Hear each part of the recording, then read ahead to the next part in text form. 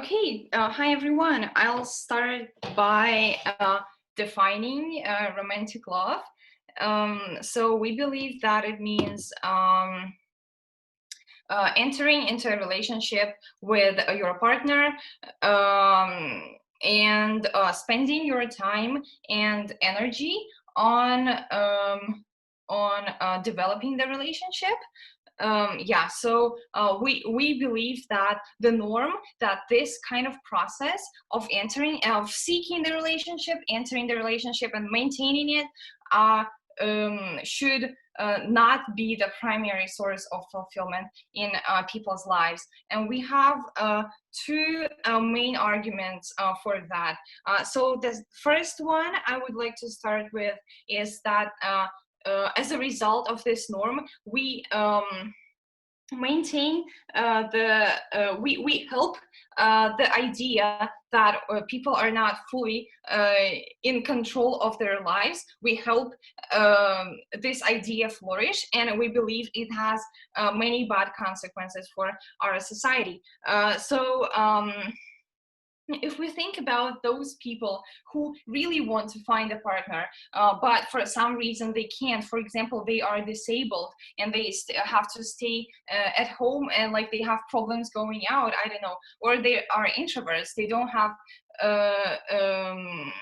like they don't like talking to people, so it's much harder for them to find a partner. And so when they understand that the norm in the society is that we have to find a partner in order to to feel fulfilled, and in order to conform to the social norm, they are feeling really disappointed. They are feeling really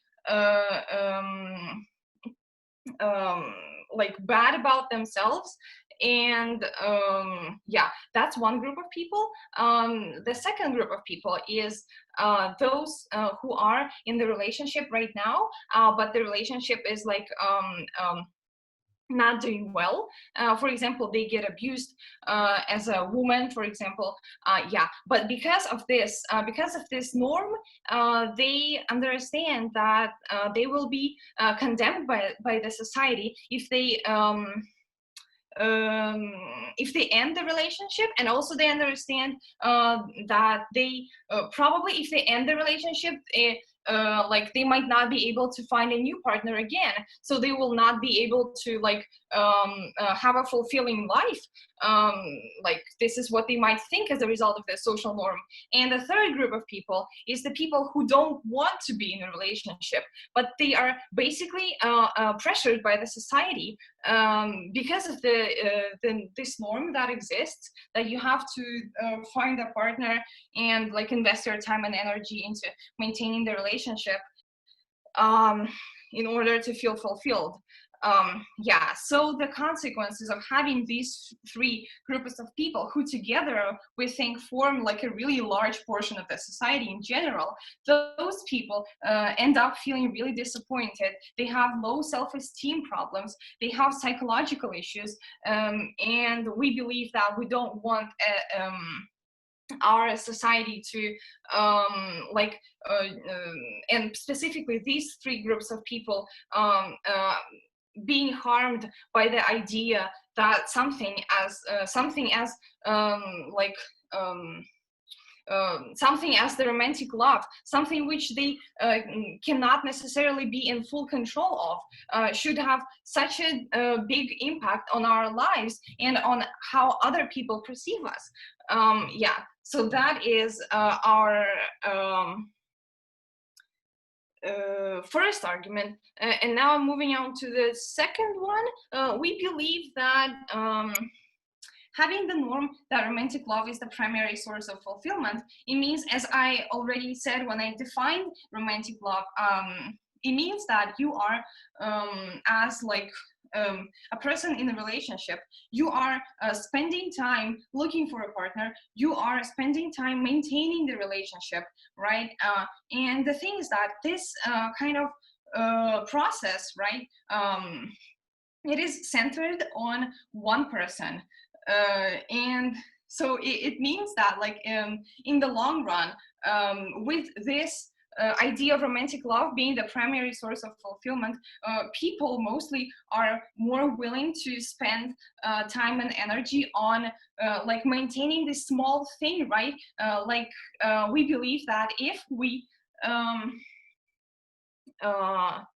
start opposing this norm, we believe that we will like create this vacuum first when people are not seeking to spend their time and energy on their partners because they don't see it as the primary source of fulfillment, and as a result of that they will try to find something else that can become a new source of fulfillment in their lives. And so, as we know from psychological research, money and material things, they are not likely to become a source of fulfillment in people's lives, because when like a person reaches a certain level of income, after that, as they become richer, they don't get more fulfilled, they don't get happier. So money does not become a primary source of fulfillment either. So what can become one? We believe that there is a high chance that people will actually look into ways they can improve the society in general and promote I don't know, try to do something good for the society, because they understand this is the primary source of fulfillment for them. So we believe that basically by denying the existing norm, right, we are increasing the chances that people will the new primary source of fulfillment is likely to become benefiting the society, improving the society, helping people, I don't know, donating and participating in volunteering events, all that stuff. Because this, according to the research, this is actually what makes people feel fulfilled about their lives. Those are the two primary arguments. We are very proud to oppose the norm. Thank you, Scott, on the leader of opposition.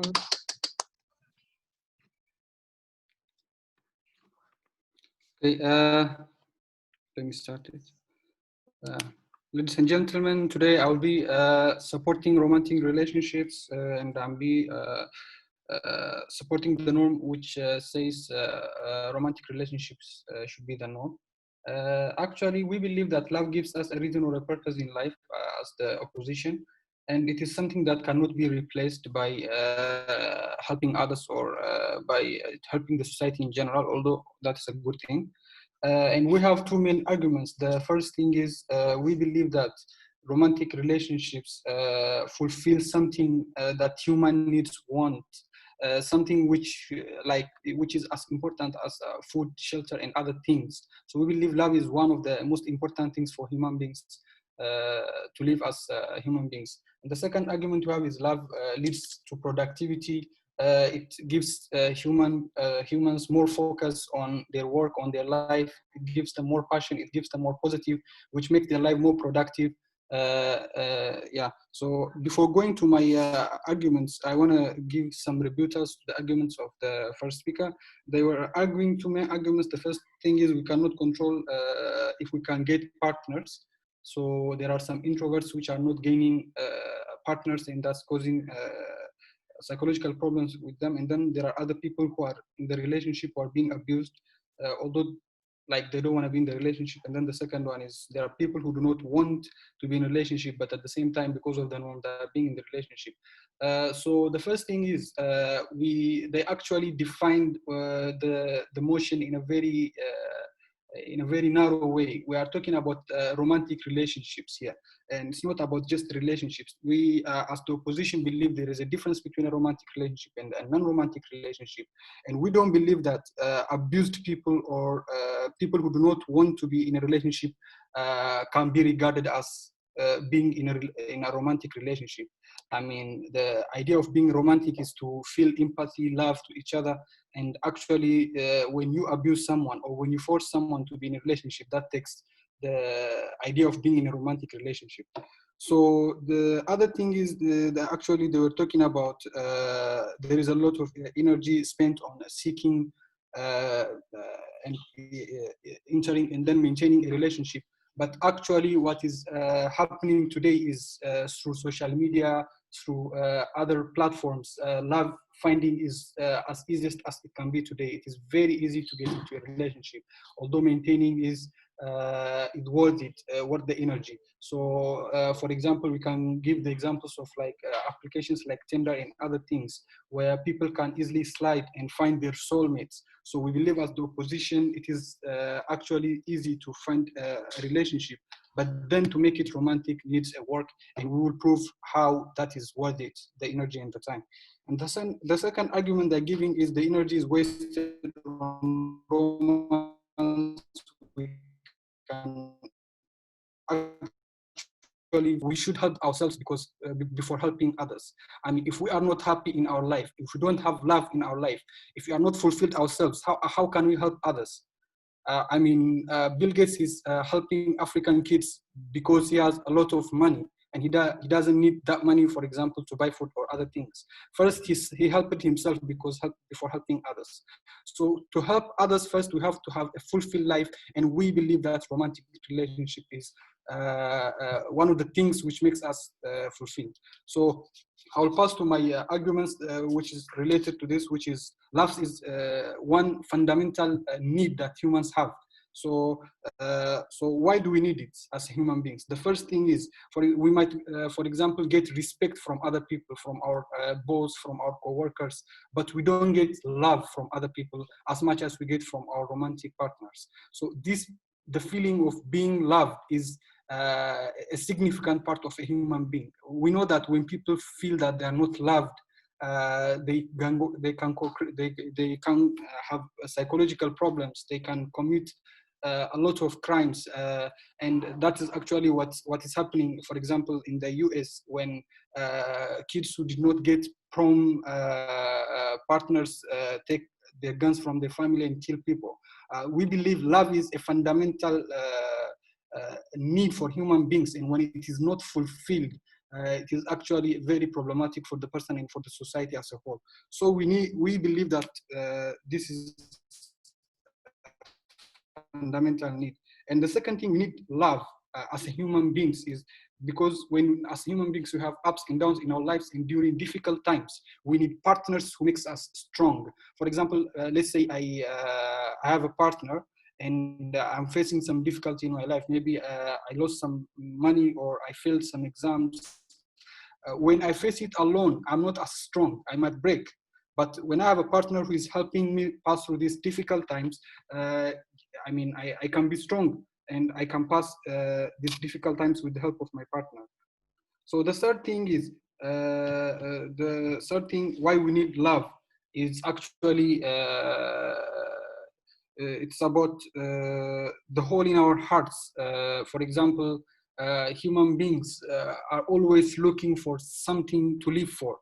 They might look into materials, they might look into maybe religion, they might maybe looking into other things, but they always need love. They always need love. So, for example, they might need a love of a partner, they might need a love of their family, they might need a love of other people. But actually, we believe romantic love is the most important one. And the second argument, which my partner will go more in depth, is about productivity. We believe that romantic people will have more focus, more passion, and they are more positive. And there are surveys which are showing that people which are in romantic relationships have less anxiety, less depression, and they have more focus span. When they are working on something, they are more passionate about what they do, so they are more productive. For example, if I'm reading something for exam and I'm more passionate about it, then I can be more productive. And the third thing is, it's about me being more positive in understanding the whole world as a positive place. Being, for example, when I receive something from someone, if I interpret it as a positive thing, that's actually a good thing, and my partner will go more deep into it. Thank you, and very happy to oppose.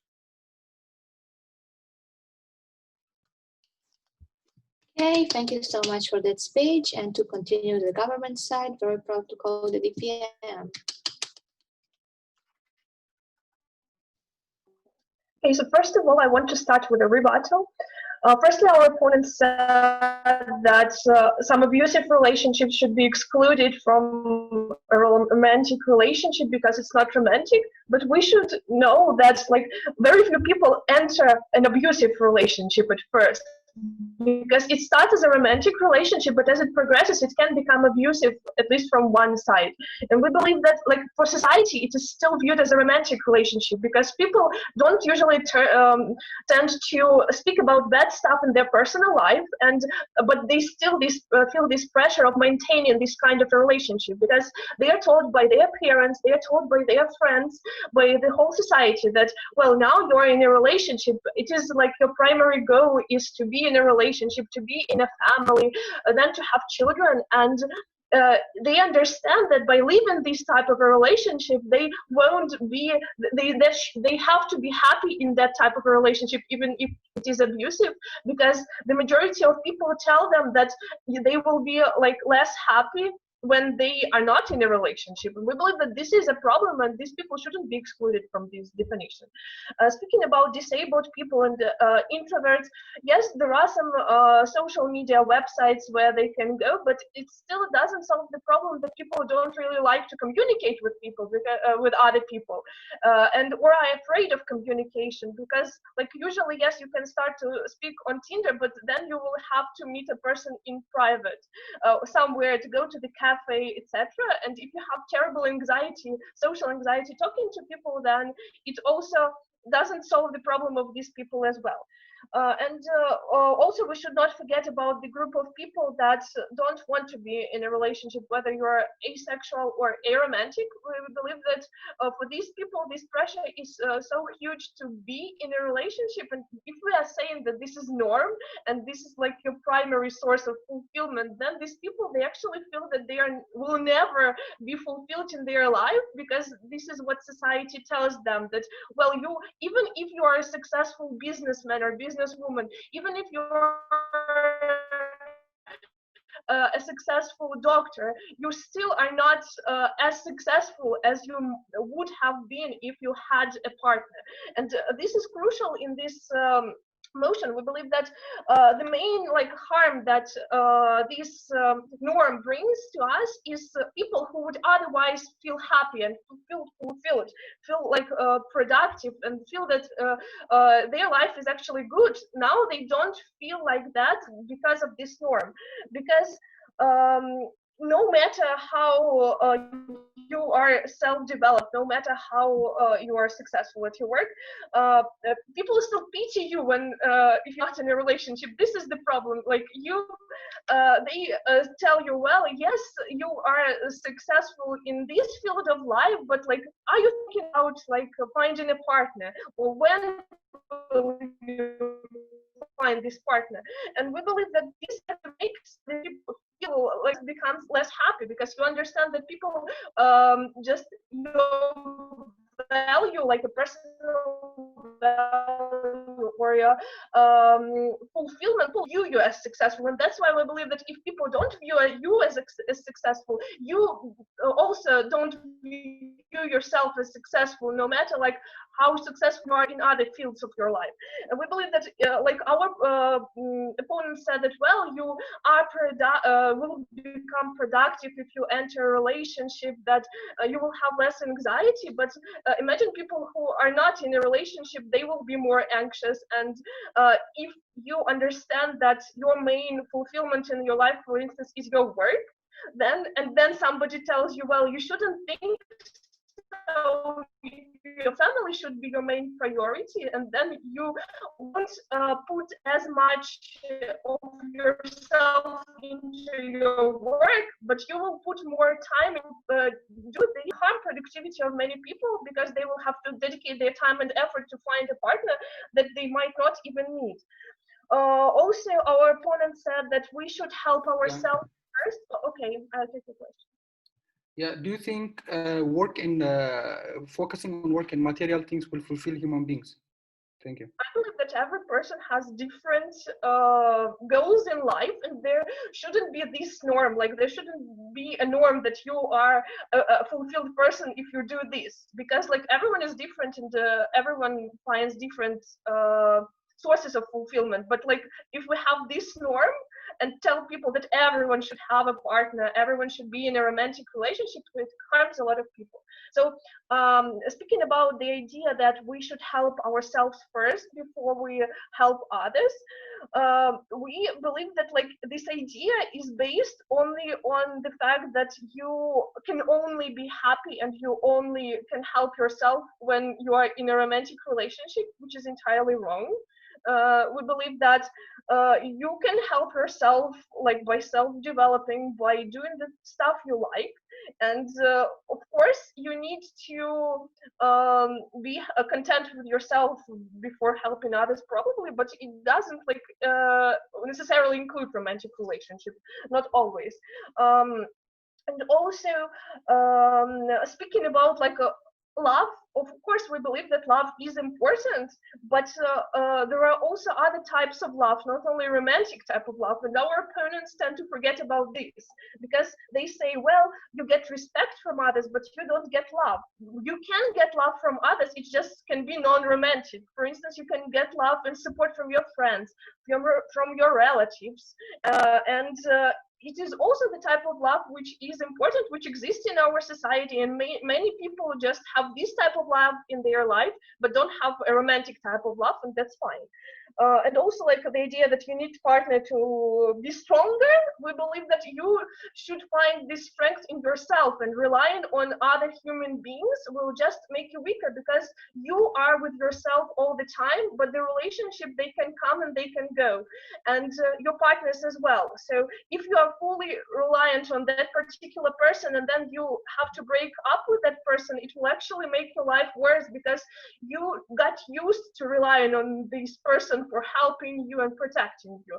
We believe that we shouldn't have this norm that romantic love is the primary source of fulfillment. Thank you for your attention.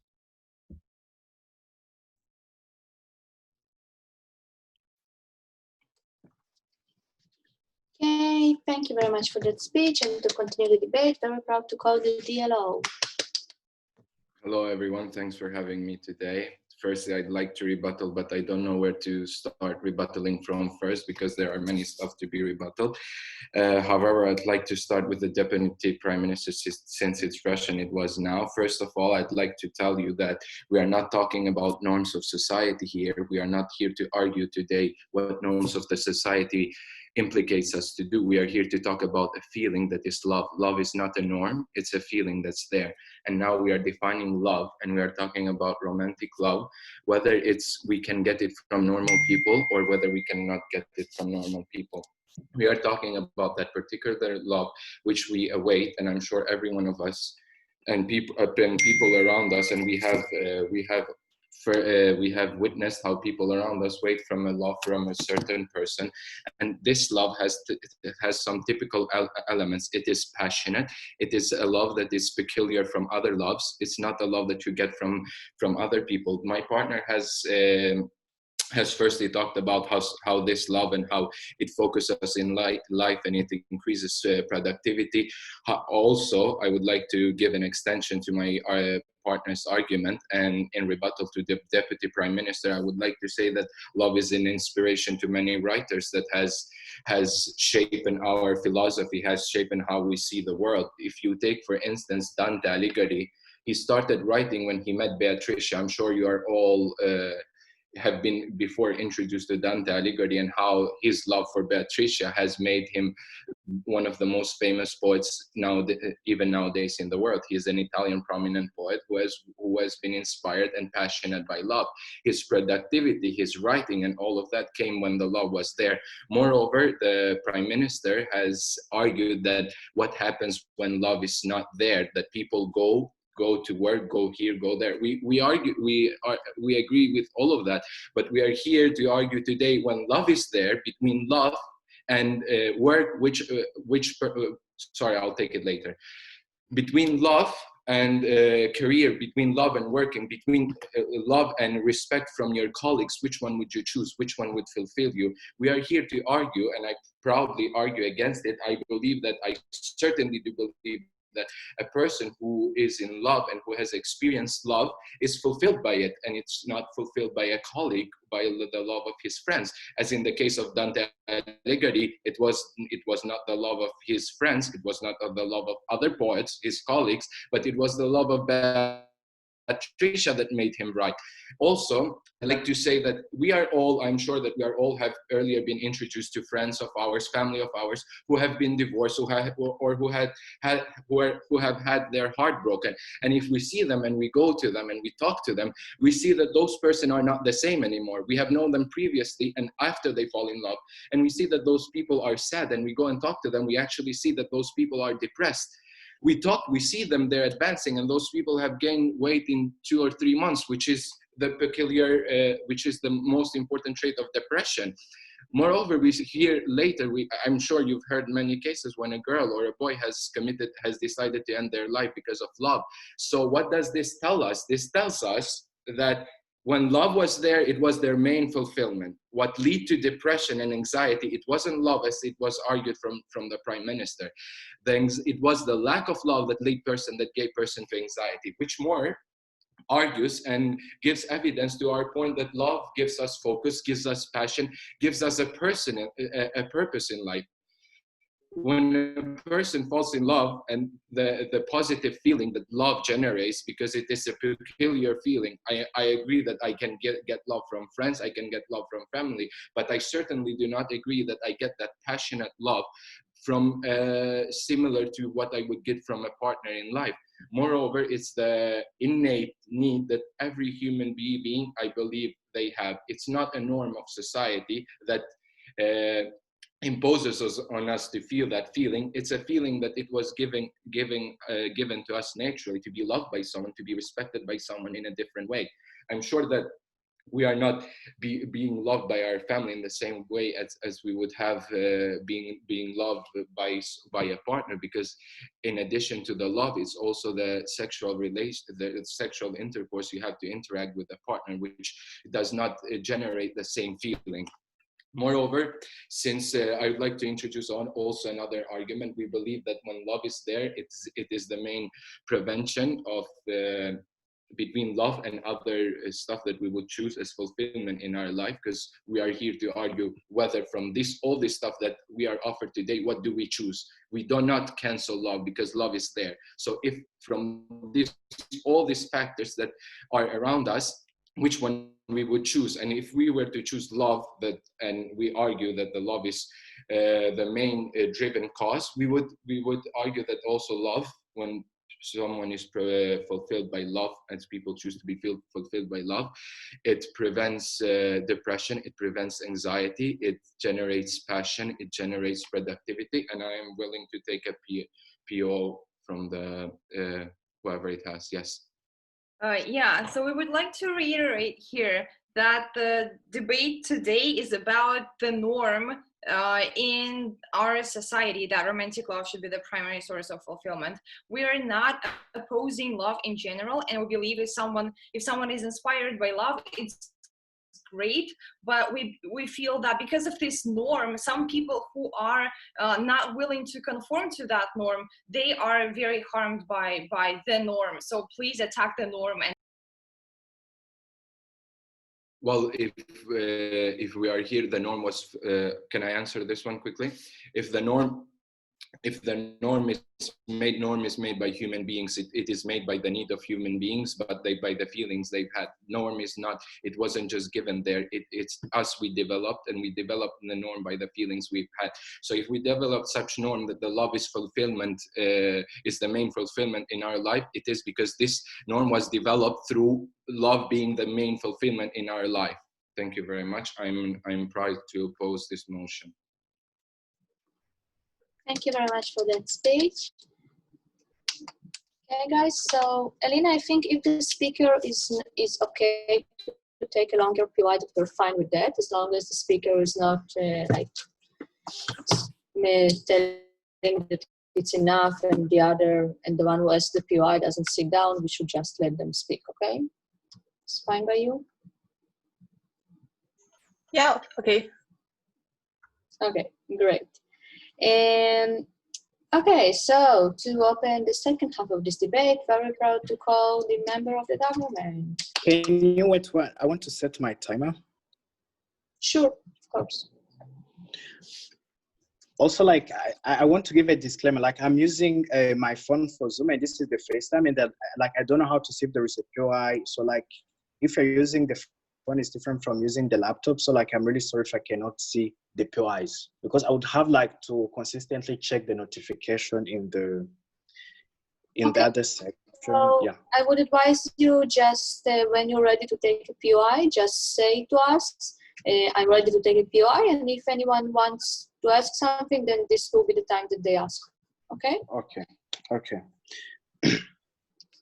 Okay, so ladies and gentlemen, basically, if the opening government had done their job well of defining very early on that the basis of this motion is not romantic love, but it is the norm of romantic love, we as the closing government would have no job in this debate. Like, if they had not waited for the POI and had done their job early on, like, everything would be so well done. So, and I also want to say that everything briefly that the opening opposition clearly said, I would really like to say that all the positive of love and romantic love, they said, we as the closing government, we agree with those. Because as I'm going to point out, and this is the failure of the opening government, because it didn't start with this from early on. This debate is not about love, it's not about romantic love, whereas the closing government, we believe that this debate is about norms as much as, if not more than, it's about romantic love. The motion clearly stated that this house opposes the norm that romantic love should be the primary source. This house does not oppose romantic love. This house does not oppose love. That's why we agree with everything good about love, which the opening opposition said. And then we want to tell them that the debate is not about romantic love, it's about norms.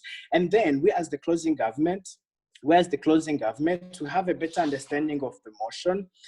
And then I want to say how the norms are important. Like, I want to say how it's very crucial that this debate is about norms and not about romantic love. Norms are important because they are the intangible social contract by which the society judges people, and by which people review, evaluate, judge, and validate themselves. So this is why it's very important. And this is why we have to extend this motion and not look at it in the terms of romantic love, but look at it in the terms of what the norms does. Because we don't care if you get fulfillment in romantic love, or if you don't get fulfillment in romantic love. What we care about as the government is, if we have the norm that romantic love is the primary source of fulfillment, what if people don't get fulfilled? Like, what is the danger of that harm, and what is the benefit of that harm? And we as the government, we believe that the dangers of having the norm being a primary source of fulfillment way outweigh the benefits of having such a norm. So, ladies and gentlemen, this debate critiques, analyzes the dangers of the norm of having love as a primary source. And we also believe that this debate should be comparative. Our case, we are going to compare a world in which we have romantic love as the norm, and a world in which we have another norm, let's say, for example, to be a better human being. And then we are going to see which one is a better world. And as the government, we believe that in a world where we have a romantic love is worse off than a world which we have other norms, let's say, to be a better human being. In my arguments, I'm going to go through that. So let's say, for example, why is having a primary, norm, love as the norm that romantic love is the primary source? Why is it so dangerous?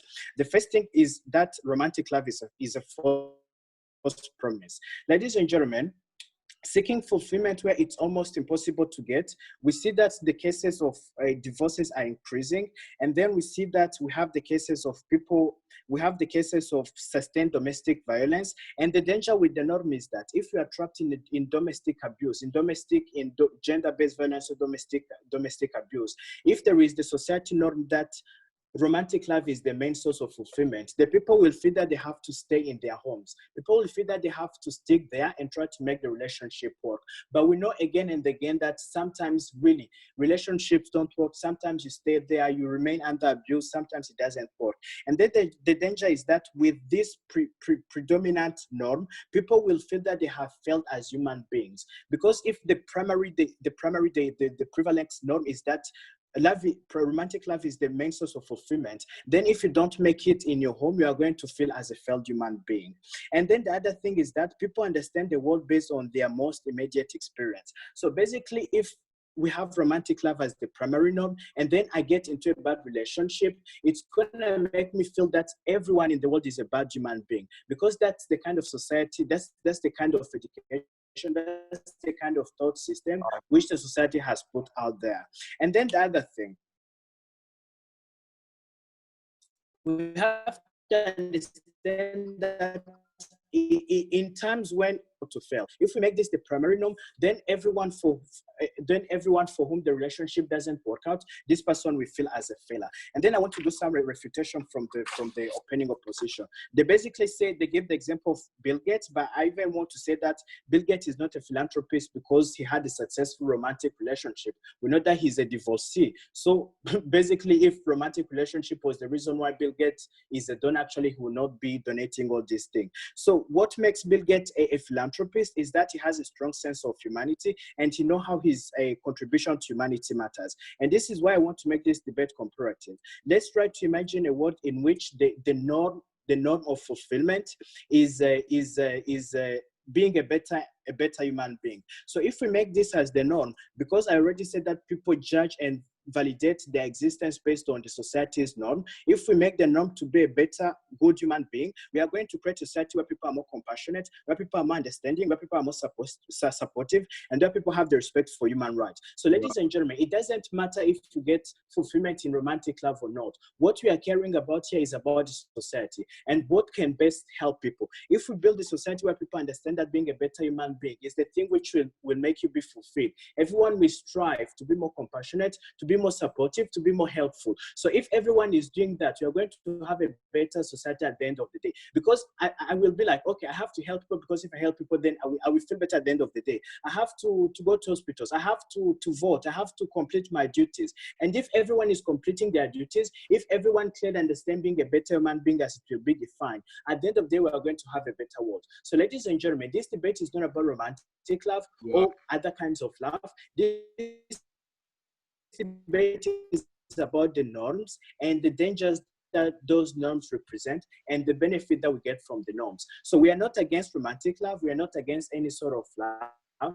We actually believe that the overarching norm should not be romantic love, but it should be being a better human being. Because if everyone is striving to be a better human being, and if everyone understands that things they are, at the end of the day, we have a better livelihood. And at the end of the day, after being better human beings, we can go in our homes, we can be with our partners, we can do everything that everyone can actually think of doing in a romantic relationship, or have any kind of relationship you want. So as the first speaker of the closing argument, I rest my case, and please join our side.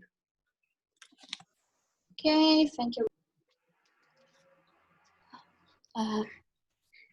Thank you for the chance. First of all, I would like to start by rebuting. As the opposition government said, sorry, love or romantic relationships give reason and purpose to live, and it gives more focus, passion, and productivity, this kind of things. But we have to start by saying the norms, the importance of norms.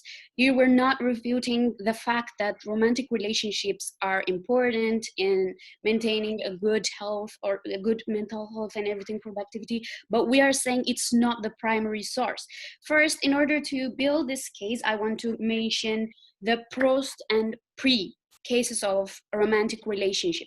First of all, when you see as a norm influences, shapes, and molds the way we build our lives, the way we grow and see the world. First of all, when you raise your kid, do you tell her that, my girl, this in this world, when you live, the first primary source of your fulfillment should be romantic love? Or you're going to tell her, my girl, I'm going to tell you that in this world, the love of family, work, career, intellectual growth, social and spiritual growth are important and primary source of fulfillment. Which one do you tell her? I think the answer lies in your heart, and you all know it. And also, satisfaction doesn't stop by like just romantic relationship. It's beyond, because the love of friendship, community, consensus, the love of country and experience legitimately improves human life and gives fulfillment. And then you said one of you said like it gives a heartbreak, like you give the example of heartbreak. What if the person gets, like, imagine his situation after his heartbreak? That means his relationship or his fulfillment while he was in the relationship or she was in relationship was ephemeral. That means it's just temporary. That means what we can see here is like love only provides, like, these intimate relationships or love gives a temporary fulfillment that is supported by my partner. He said it's just danger or fake promises. Who knows the probability of this love going eternal? We're not sure. It's ephemeral. So after the breakup, the person goes through traumatizing events and everything because that was not what he was taught when he was like the society, the norm taught the person. Like in your case, you said, yeah, the norms teach us that our life or our fulfillment should be based on romantic relationships. So if we were to happen to follow these norms, that means we think that, oh my god, like before I meet my potential partner, I'm not important and I'm not happy, I'm not fulfilled. You keep constantly being perpetually exasperated by the pressure of the society that you're not good enough, that if you don't have a romantic relationship, how does that make you feel? How does that make you be productive and contribute to the society? And the other thing is that there are other sorts of fulfillments and satisfaction. The person can get accomplishments, and all these things come from not from other person or for partners. It's generated from the within. When you work on yourself, when you contribute to the society, when you are the active part of life, when you give and when you participate in other things, first of all, you love yourself and you love your accomplishments. Then after that, the steps comes, you want to share your happiness. You want to share this self-love to others. The first step of fulfillment is self-love and self-respect and contribution to others. Then comes the contribution to give to your partner. That's the other step. So if you limit yourself by romantic love as a norm, it's going to destroy the society by mass. Okay, I can accept. So you said, how would you feel if you are not fulfilling the norm of the society to love someone? But I would ask you the same question. How would you feel when you're not able to fulfill the norm of the society to do other stuff except love, when love is the main fulfillment in your life? In other words, how would you feel if you cannot love someone because society tells you to love other stuff, but you have the need to love that someone because we all do have? Well, did I say that love is not important? I said it's important, but not as important as yourself, as your other accomplishments and successes and love of life and yourself. That comes next. It's not a primary. Primary means giving a first, it's your priority. How do you prioritize romantic love over yourself? This is going to demolish you. And I believe romantic love as a norm is a kind of tool that pacifies the masses and leads to the decay and ultimate collapse of civilization when it's considered as a norm. Fulfillment cannot be limited by this. It goes beyond. Like, don't teach your daughters, don't teach your kids that love is the primary source, or relationships, romantic relationships. Teach them how to get satisfaction and so like being enough by friendship, commitment, love, experience, family, work, career, intellectual ability. This fulfills them. Then they'll start thinking about giving all this to other person and sharing it. So the reason and purpose should be yourself first, then comes another one. Norms are important. Let's use them wisely, or it's going to destroy us for good. Thank you.